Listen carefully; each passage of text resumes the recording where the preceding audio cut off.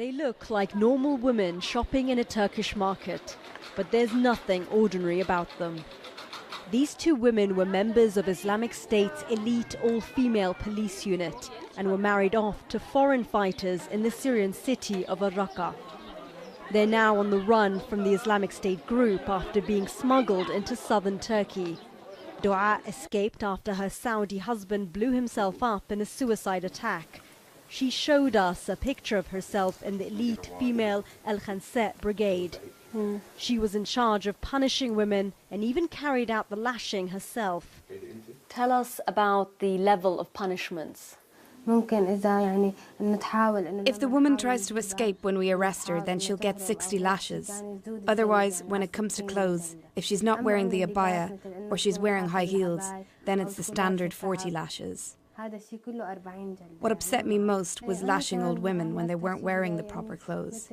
These women were like my mother. I mean, for girls, yes, they should wear the proper attire.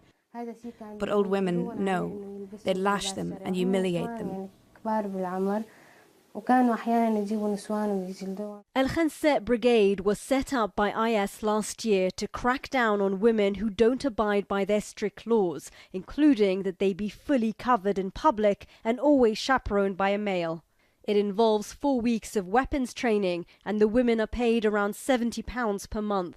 They mainly patrol the streets, man checkpoints and raid houses.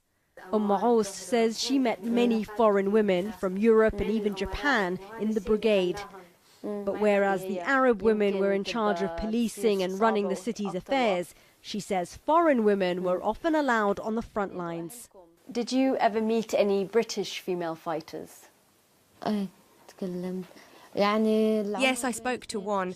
She was between 22 and 24 years old and came to Al-Raqqa because it was an Islamic state where the true religion is.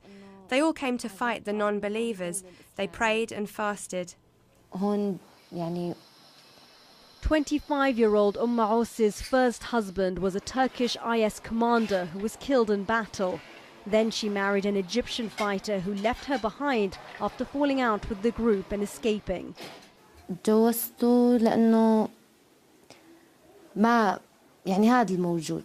I married him because it's what was available, and the situation didn't allow for anything else.